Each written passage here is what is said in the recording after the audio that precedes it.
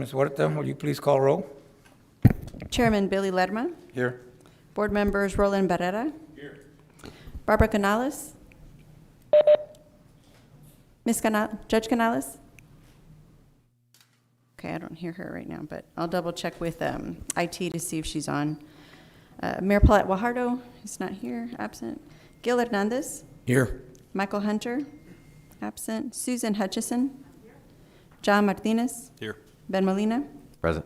Mike Pesley. James Sedgwick. Greg Smith. Absent. Okay, we do have a quorum present to conduct the meeting. There's Mr. Smith, just so for the record. Thank you, Ms. Huerta.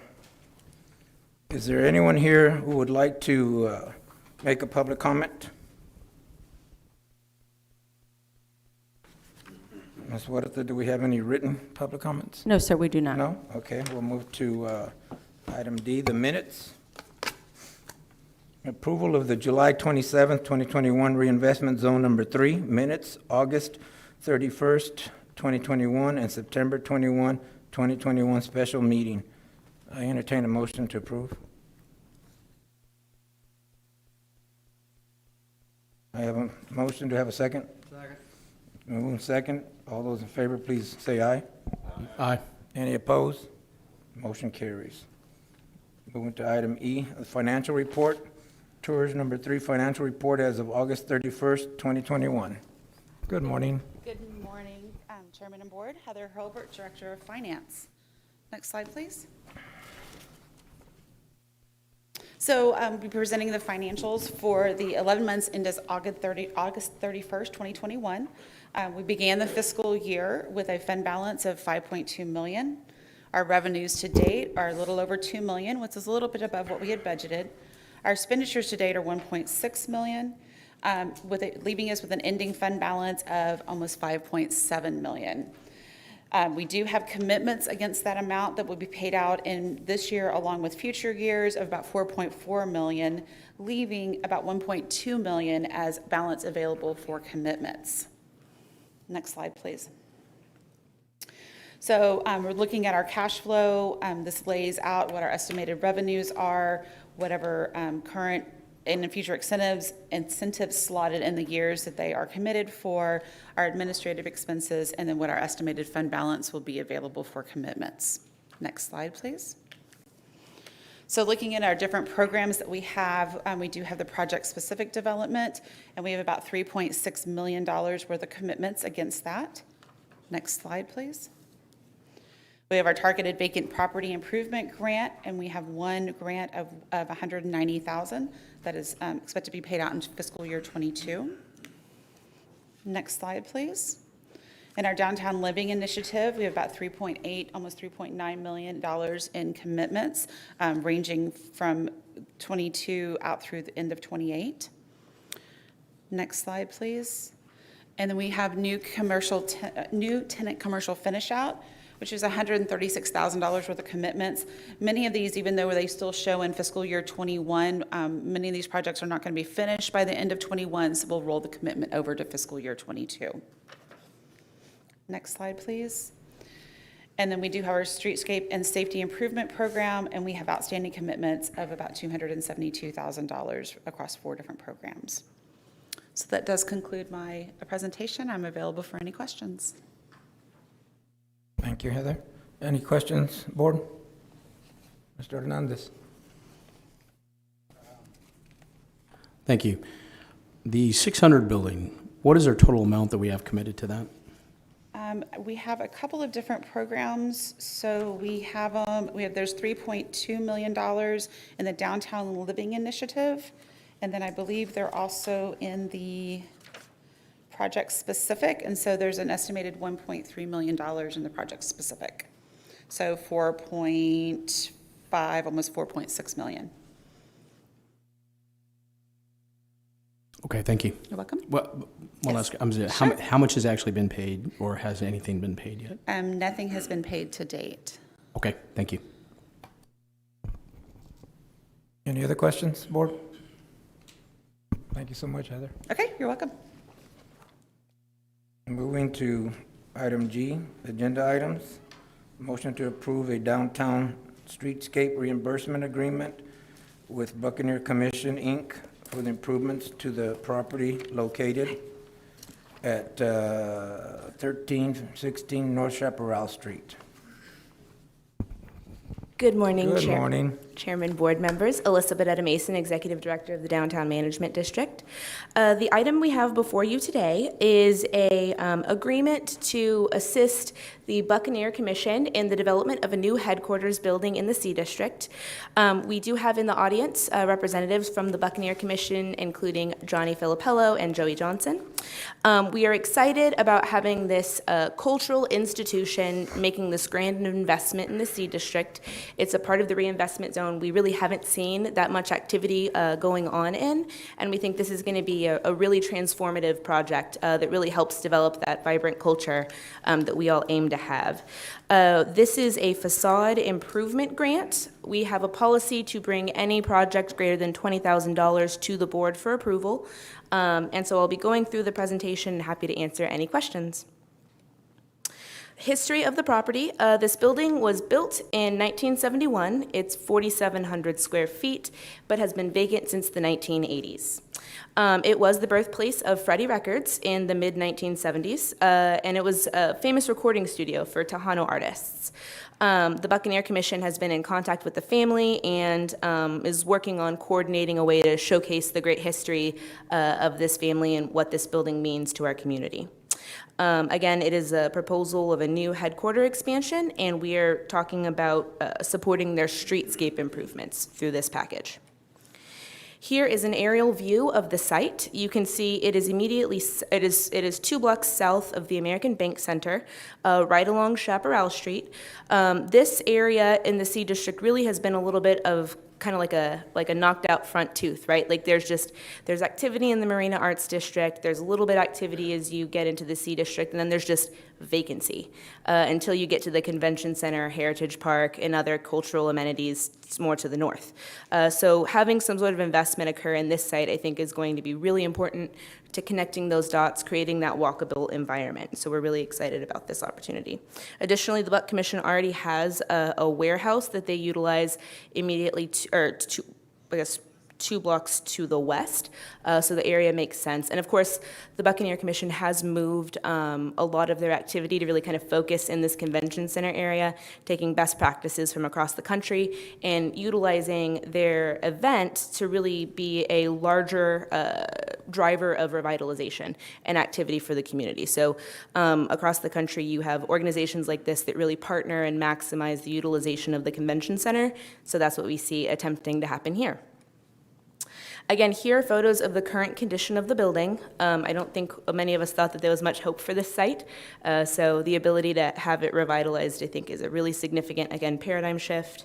Here are some photos of the interior of the current condition. So you can see just a lot of decay. It's going to need significant overhaul, especially on the roof structure.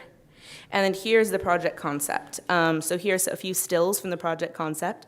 You can see that there's going to be activation of the frontage, upgraded window structures, upgraded exterior amenities.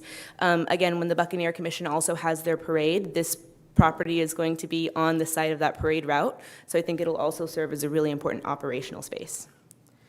And then here it is from the front, from the Palo Alto side. I do have a video if we'd like to go ahead and pull that up with a more animated rendering so you can get a better grasp of the vision for the project.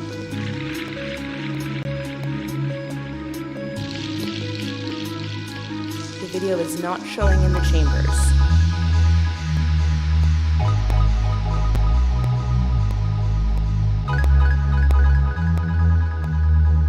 You can see the windows being added to the back, which is currently just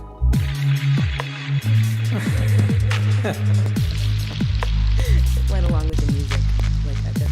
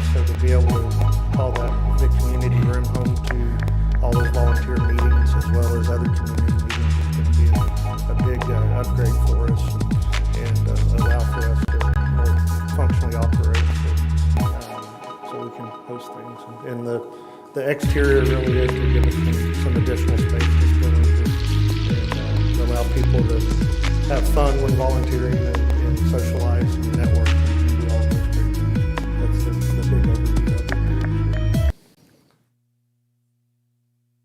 it. Right. Moving on into some more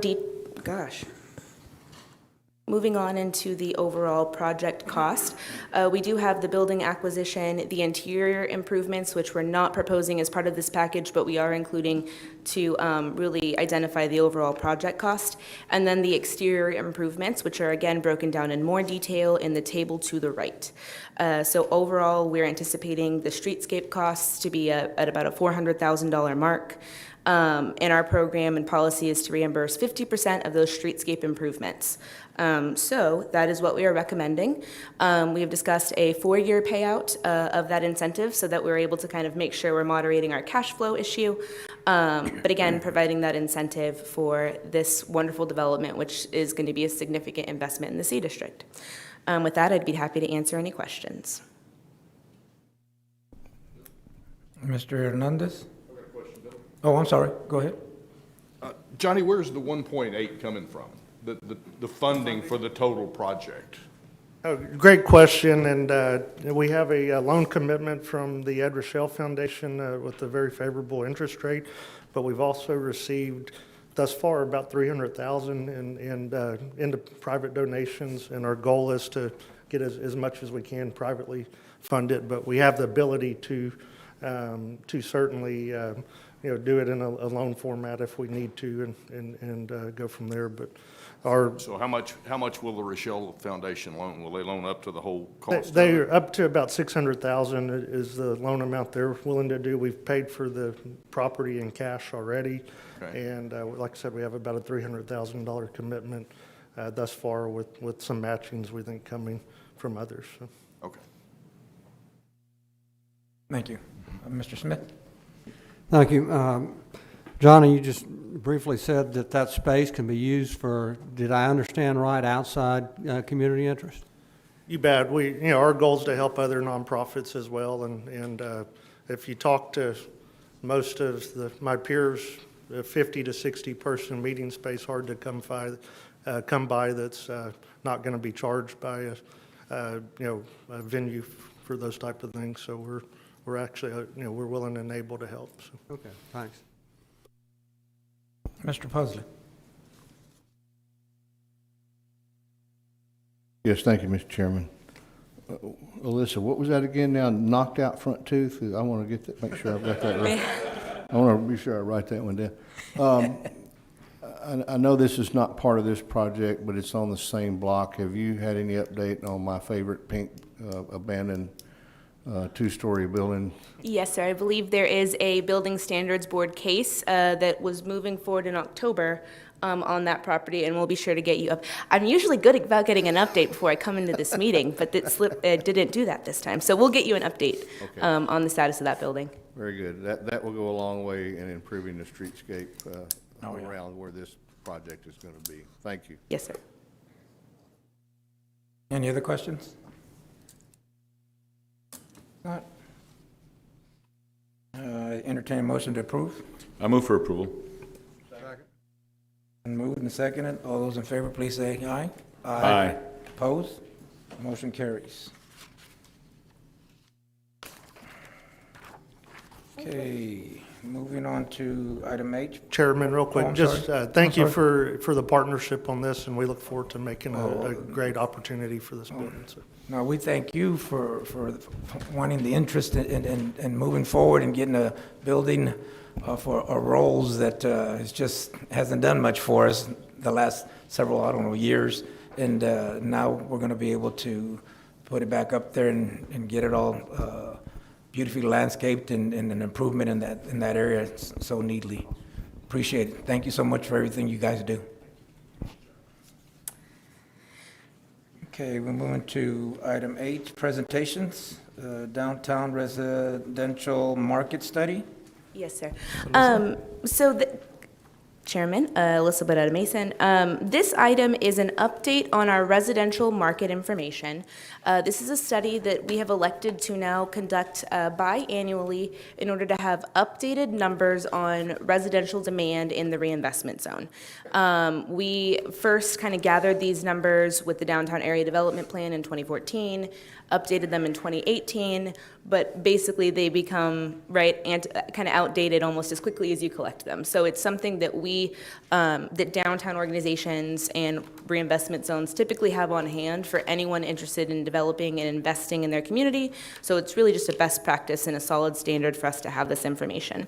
So that was our first priority with getting this market study done, to have the information available. We wanted to go ahead and add to this project, this presentation to the board, again, to just give you an honest and upfront overview of what our opportunities are in the downtown area regarding investment. I know that we are all very eager to see residential units being added to the downtown area. It is, both the mayor and the chairman's priority. We talk about it at length frequently. The residential is the #1 priority for revitalization. And so we will be providing this information. Again, it's a starting point for us to build off of. We additionally have some recommendations that our consultants assisted us with to figure out how to make the downtown area more attractive. So I believe we have Cameron or Todd on the line with us. Hi, this is Cameron. Can everybody hear me? There we go. And without further ado, I'll go ahead and hand it over. Great. Good morning, everybody.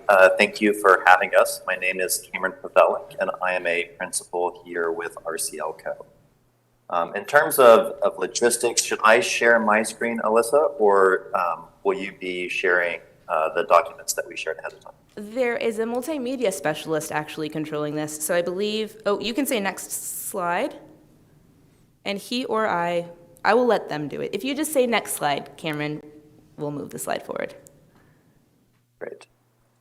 Are the slides up? I can't Yes, see them yes, sir. Oh, you can't see them.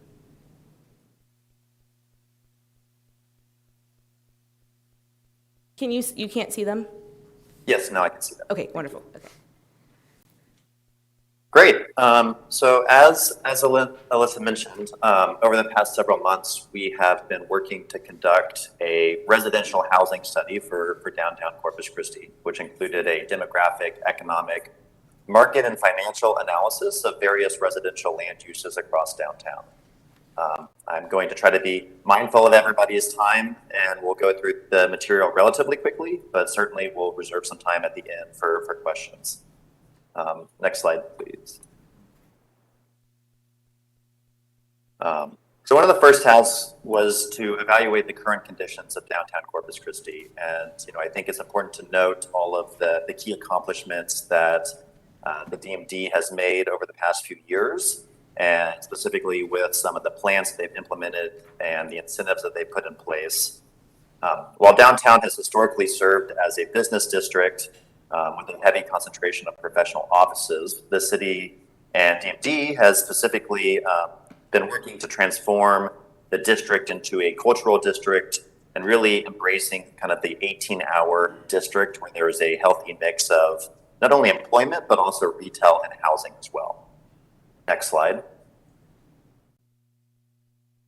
Again, as I previously mentioned, as kind of downtown's historical position as the business district of the region, we looked at data, which is the latest data from the U.S. Census Bureau for this level of detail, where we looked at 2018 commuter data.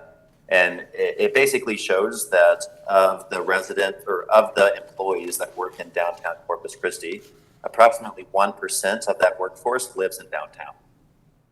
So we believe there is a captive market audience of people who would consider downtown if the product were available and the lifestyle were in place. This was further validated by some of the recent surveys that were conducted by the Downtown Management District of downtown employees, which stated preferences to live downtown if that housing were available. Next slide. The demographics of downtown are highly constrained by the existing supply of housing, to no surprise. So, you can only have as many households and the types of households depending on the quality and the types of housing present. But we would assume that moving forward and as more housing is delivered into downtown, that downtown can take the form of a much broader range of households and be more representative of the overall Corpus Christi MSA as opposed to the current household bases that are there today. And we think that downtown will especially be popular amongst childless households, specifically those under the age of 35 and over the age of 55. Next slide, please. While there is a limited existing rental housing market in downtown Corpus Christi, the properties in downtown command strong premiums over even new construction apartments elsewhere across the MSA. So looking around more suburban locations in Corpus Christi as well as Portland, basically what we were able to find is that even though the housing stock in downtown is older, the apartments in downtown command in the range of 15 to 20% premiums over that new construction elsewhere. And we think that this is a promising sign showing that people are willing to not only live in slightly older properties in downtown, but they're willing to pay a premium and for less space. So this helps bode kind of that narrative that when housing is delivered in downtown, there is a strong demand for that space. Next slide, please. So one of the key analyses that we did was estimated the total demand potential for rental housing within downtown. And the way that we approached that was really starting at the MSA level to model out what we believe total rental housing demand is across the entire region, and then running several sensitivity analyses to better understand what the potential capture rates of downtown can be over the next 5 to 10 years. Under the base case scenario, we estimate that downtown could support approximately 900 rental units over the next 10 years and up to 1,700 units of residential downtown as downtown evolves into more of an 18-hour district with over 60% of demand originating from households under the age of 35. The way we came up with the downtown captures was using a number of survey data, both provided from surveys of local residents as well as those surveys that have been conducted across the country, with kind of the upside being those national surveys that have stated preferences of downtown living in major cities. And so we think that's kind of the long-term upside goal of the city as as downtown continues to evolve into an 18-hour district. But we do think that baseline scenario is supportive based on the existing households that reside in Corpus Christi, in the Corpus Christi MSA. Next slide, please. The for-sale housing supply is even more limited than the rental housing. Traditionally, however, condo development and for-sale housing tends to be a lagging land use following the development of rental housing. When thinking about where to live, purchasing a condo is a much larger investment for a household rather than renting a unit for 12 months to see if they like it. And so given that, condo development tends to follow rental housing in urban locations. So next slide.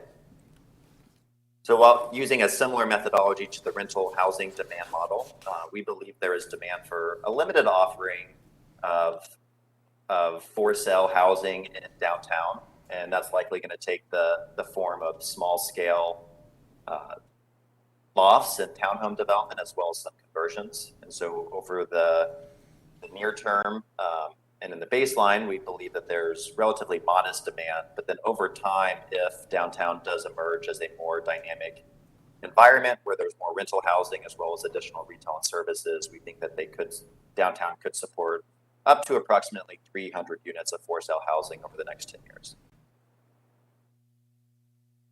Next slide, please. So given the stronger opportunity for rental housing, we focused our next phase of work on understanding the economics of housing development and trying to really understand kind of what are the key sensitivities and gaps in the market that are preventing new development from occurring in downtown. So we performed a residual land value analysis where we evaluated the typical costs associated with rental housing and estimated the supportable land values and potential funding gaps present under the current market dynamics. I should note that this exercise is intended to use kind of hypothetical developments to understand where those key sensitivities are, and that the actual numbers for any individual project will likely have a wide range depending on who the developer is and what the caliber and quality of those properties are. Cameron, may I interrupt for 1 second? I just kind of want to clarify and provide just kind of like a baseline piece of information. So the question we were asking here was, we were suspecting that land costs were too high for development to actually take place. So that was the question that we posed to them, and the residual land value analysis is how they calculate that number. So I just wanted to translate that. Okay. Yeah, thank you for adding that, Elizabeth. That's certainly helpful. And that's really what we're trying to do here, is just estimate if we know the general cost of how much it costs to build one of these properties, and we know the estimated value or revenue generated by a rental community, what is that gap, or how much does that leave for land value, and how does that compare to the existing land values within downtown Corpus Christi? So if you go to the next slide, we evaluated mainly 3 different types of development. We looked at a high-density apartment development that requires structured parking, a more low to mid-rise apartment building that would be surface parked, and then the third is just townhome development, which would likely have the lowest costs. In short, the high-density apartment development, which requires structured parking and is significantly more expensive than the other forms of residential development, likely requires a relatively healthy subsidy to support the costs associated with that elevated construction. The total funding gap equates to approximately $20,000 to $30,000 per unit, or roughly equivalent to the cost of a parking garage per unit. So that's where that funding gap really lies in order to support the land values that are currently present in downtown Corpus Christi today. The lower density development, which is typified by lower construction costs, generally requires no to limited subsidy to support new construction. So with that said, ultimately, there are likely 2 potential paths. The first is likely the slower and more organic strategy, where you kind of focus on lower density development around the periphery of downtown. And over time, the opportunity for higher density development increases. However, it's certainly a longer path to get to that dynamic 18-hour city that you would, that we have kind of sought out as the goal for this area. And so while the subsidy cost is lower, certainly the timeline and the time horizon expands by focusing on that lower density development in the next few years.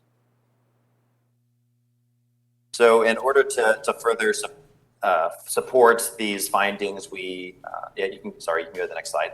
We interviewed several different developers across the state. So we interviewed developers in Houston, Dallas, Austin, and San Antonio, as well as several local developers to understand what they're looking for. You know, certainly one of the key challenges that we heard was, again, the cost of constructing the parking garages is a key deterrent. And then many of these developers are very busy in other Texas metros. And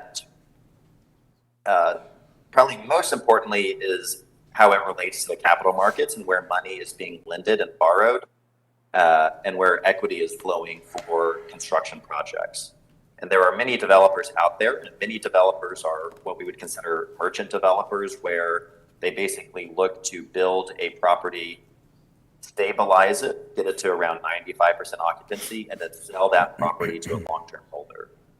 The challenge with that is that if there is not capital or investors that are looking to invest in properties or purchase a property, the potential pool of merchant developers is likely limited. So we think probably that the strongest opportunity is to focus on a Texas-based developer that has ties to the Texas Gulf Coast and is looking to be long-term holders, to where they would develop the property and hold it for the long term and be less susceptible to what's occurring in the capital markets. On the next page, we outline some of the general challenges associated with downtown. These are relatively broad and wide-reaching, again, kind of touching on the capital markets and the challenges there. You know, the local funding sources and ensuring that there's local institutions that are willing to lend out capital to local real estate projects, specifically those in downtown, related to some of the underutilized land and parking, surface parking lots around downtown. We evaluated that, as well as the development cost and climate resiliency and making sure that some of the improvements that Corpus Christi has made, specifically around the seawall, are communicated to those parties that need that information. And so on the next page, we outline some of those potential solutions. I won't go through all of these, but I believe the full report has been provided ahead of time. But with that, I would like to open it up to any questions. I know I went through that relatively quickly, so happy to answer any questions that anybody may have. Thank you, Cameron. That was a great report. Ms. Waterloo? Well, I think that last slide is one of the most important ones, and so I'd like to go over that, even if it's briefly, which is, what do we do about it? Yeah, certainly. So, you know, again, with the kind of as it relates to, we think that the biggest challenge is really that funding gap and how you want to approach it, whether the goal is to have that high density apartment development in the next, 1 to 5 years, or whether that is the long-term goal. And it really comes down to the timeline and the money that the city is willing to put in place to help close that funding gap, because there is a relatively large funding gap to support that structured parking within the apartment buildings. We've seen examples in suburban locations around Austin and Dallas where cities and municipalities have actually gone forward and through different public-private partnerships have helped participate in the project to help close that funding gap, to help deliver that higher density development than what otherwise would have been delivered by the market in that same time frame. And so it certainly comes down to kind of the objectives and what the city would like to, whether having that high density development in the near term is a priority, or whether the city is okay with having a longer timeline to have the process develop a little bit more organically by focusing on lower density rental housing in the near term. And I think So some of the Yep. key, the Sorry, key go ahead. there is currently the programs that we've developed, right, are performance-based. So we talk about committing funds, but only after the project has been completed. And as I think we've seen, kind of what that does, it just adds an extra step for the developer to then go kind of monetize that on the front end. And because the market has not had as much development, that is also difficult. So I think what the recommendation is here is for us to look at opportunities to potentially provide upfront funding versus performance-based funding. Because, right, our community, we know that we're a good investment, but sometimes, and if somebody's not from Corpus Christi, doesn't have that interest and doesn't have that commitment to the future of our community, they might not see as much of a value in it. So that was, I think, one of the biggest things for us is, a new concept was providing that funding upfront, because the market seemed to not be willing to do so. That's really well put, and I think that is right, that developers certainly look at the reimbursements, and I know you all have basically all of the right incentives in place on the back end, but it comes down to when they're trying to raise the initial capital for the projects, that's where the funding gap lies. And so providing that capital up front, while certainly provides more risk to the city, it closes that gap much more quickly than any performance-based incentives do on the back end of the project. And also, and I know that's a bold idea, especially with kind of the way that we've been kind of working to this step. Another thing I want to clarify is, if you recall on that page, what we're talking about is maybe $30,000 per unit of a potential $150,000 $200,000 per unit development. But then again, alternatively, if that's not a way we want to go, well, then we'll have to take the longer term kind of strategy where we look at lower cost development on the periphery and try to build the market, right, incrementally until that subsidy is no longer required. But I think one of the things that we really appreciated about Cameron and the team is that they're looking at this super objectively and looking at it as developers do when they're deciding whether to develop in Corpus Christi or Austin or San Antonio or Houston, right? So, I mean, the numbers are what they are, and that's what we really need to just develop policy from. And then one last thing that I'll add is, you know, and Alyssa, Roger, and Jason, and our team have been talking about this as well, but you know, we think a lot of it, you know, or a decent component is also an education of not only local lending institutions, but also kind of the broader Texas players. And so one of the asks that the Downtown Management District has asked of us is to kind of put together a short list of Texas-based developers and capital groups that would potentially be worth meeting with and having conversations with to gauge their interest. You know, I think one of the key challenges is that, you know, Corpus Christi may just not be on the map of some of these developers, but that's not to say that they are not interested in pursuing or actively pursuing development within Corpus Christi.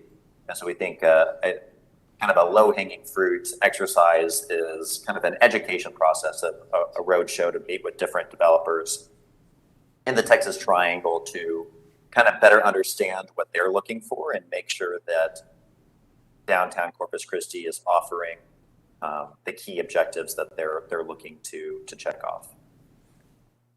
Mr. Smith? Thank you, and thank you, Cameron. I enjoyed your data on the rental market with it, and but on the condo and the for sale market, that we've got three pretty good-sized properties: Marina del Sol, the Atlantic, and the Cliff House on there. Did you look at that, and what are the trends? You know, like you're saying, Corpus is 60% ownership market, and here our focus is on rental. So should we have more focus on the ownership? And what have those projects? All of these are major projects. Their cost per square foot. What has been their trajectories in the last few years? Where are they going? Yeah, it's a great question. We did look at those three. There had not been very many transactions that we were able to find within those properties. There had certainly been a handful, but not a significant amount to where you could draw any key conclusions from. To us, I think that the two key challenges with new ground-up condo developments, and certainly appreciate your point about 60% ownership in Corpus Christi MSA, and that is certainly similar to many other Texas markets as well. But I think that the two key challenges are the fact that condo development typically is associated with higher development cost. Condo development just generally requires a higher construction quality. And so that elevates the costs that the condo construction requires. And so that kind of makes that funding gap even more challenging. And then secondly, it was kind of around the point of first movers versus those that tend to be a little bit more cautious in making an investment. And you know, certainly with those three projects, there's been demonstrated success of residents purchasing units in downtown Corpus Christi and making that long-term investment. But we find that usually when a downtown district or urban core is really first getting off the ground and launching, that the stronger demand comes for rental housing, where people can kind of try out a market and say, hey, I really like living in downtown Corpus Christi. I may want to buy something. But that really comes after there's rental housing. With that said, you know, I think we still indicated that there is some near-term demand for sale housing that likely takes the form of flat conversions or small-scale development as opposed to large-scale condo development, just given those two key challenges that I outlined. I'm not sure if that answers your question or not, but happy to elaborate further. Well, and one other thing that's going on, particularly in the islands, are short-term rentals, that we're seeing a very robust market on the island, both in demand and price per square foot. And we don't really have much STR product in downtown. And I think for a vibrant downtown, you not only want residents, but you want those stays coming in with it. So how did you all approach STRs? Did you look at them, or how that fit into your analysis? Yeah, it's a great question. Since we were focused more on the housing narrative, we spent less time on the hospitality market, but I definitely recognize that short-term rentals directly impact the housing market by needing that housing in order to rent out those short-term rentals. So in our models, we estimated that there would be demand for investors that would want to purchase a unit with the sole intention of renting it out for the majority of the year.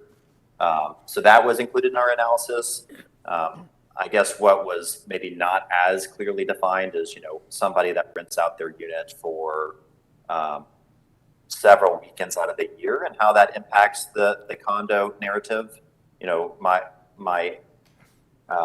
My best opinion is that it wouldn't radically change the demand numbers that were coming out here, as it doesn't radically change the owner affordability ratios by just renting it out 2 to 3 weekends out of the year. But certainly we did account for demand from investors and not just primary home buyers. Thank you, Cameron. Mr. Pusley. Thank you, Mr. Chairman. Cameron, I just have a little concern about the negative point on condominiums in our downtown area. I happen to believe that there is a strong case to support that. I mean, how many opportunities do you have left now on the Gulf Coast where you have property available that's immediately adjacent to the bayfront, and you have a number of people in this area who are in transition from owning homes to wanting to own a condominium type property where they don't have to worry about, the upkeep and whatnot. And I think doing a survey outside this area and focusing all the information and data based on that short circuits, or at least doesn't give a fair representation to what I think is a strong demand for that type of living here in our city. And I also think that it's also a little difficult to rely upon all the data with respect to the living arrangements to people who don't live in this area and who don't develop in this area. I mean, if you go ask a guy who lives in Houston who's never lived in South Texas, hey, would you be interested in coming in and building a condominium or apartment complex? I think I can guess what the answer would be. So I think you have to be really careful in hanging your hat on some of that data. And sorry, let me clarify. So we reached out to developers kind of across all the Texas metros, but when it comes to the preference data and the consumer research data and the census data of distribution by households and their consumer and their product preferences, that data was local data. And so we were using demographic and housing preference data from the Corpus Christi region. And we're not relying on data from Houston or Dallas or any of those markets, which I totally agree with you would skew the results significantly. I think the challenges are that the financing and the construction of condo development presents just elevated challenges. We're not saying that that's not feasible. Certainly we do think that there is a market for some for sale housing. That development just tends to be a little bit more challenging to move forward with. And so that was really what was holding us up. And then if you look at households across the Corpus Christi MSA and the city, the propensity of owners to choose multifamily properties is relatively limited. And we factored in the account that you have the large cohort of baby boomers that are retiring, their children are no longer living with them, and they're looking to downsize, and a condo may be well suited. And so we accounted for that and that shift where you would have more baby boomers shifting into the for sale housing market for smaller and lower maintenance products. Again, I think the challenges are when you look at the costs and the estimated incomes or home values that would be supported, I think the equation starts to become a little bit more challenging. But again, I just want to be clear that we were using local data, and we're not saying that for sale housing is not supported. We're just saying of the two options, we think that rental housing is likely has stronger demand given the demographics available in the market, as well as kind of the funding and financing mechanisms. But certainly hear all of your points loud and clear on the for sale housing, and we can certainly take a second look as well. And I want to draw attention just to two pages in the study, because I don't think that they're saying that there's no demand for condo or for sale housing. The statement here is just kind of identifying rental demand versus for sale demand, and because of the transitory nature of renting an apartment, it's just stronger. So I think that that is kind of the distinction piece. And then additionally, if I may, Cameron, can you kind of elaborate? There was something you said to me on one of our calls about kind of Cinnamon Shore and how it basically proved out a market that no analysis had shown was there, and kind of how that's changed, I guess, the way that developers look at this entire region. Yeah, that's a good point. So, that's certainly one other challenge with housing studies. And I know several of you have alluded to this, and sorry, I can't see you. I'm just looking at myself, so it's a little bit challenging. But on the for sale housing and rental housing, we certainly want to be forward looking. And just because housing or condo development has not occurred in downtown Corpus Christi, that factor is not a detriment to our models. We try to take a forward looking approach, and we're using forward projections to estimate what that share could be. Because Alyssa, to your point, you look at Cinnamon Shore and the density of housing they've been able to deliver with not only narrow lots for single family homes, but also stacked flats and townhomes and condo units that historically had not been delivered for 20, 30, 40 plus years. And they've proved out that market. And so, certainly, with our analysis, we were trying to take into account the forward-looking projections of what downtown Corpus Christi could be, as opposed to just saying, here's what Corpus Christi has been. And so again, to Alyssa's point, we certainly think that there is an opportunity for sale housing downtown. We just think when we're comparing rental housing versus for sale housing, the order of magnitude for opportunity is greater for rental housing than it is for sale housing. But that's not discounting the fact that there still is an opportunity for some limited concentrations of for sale housing in downtown.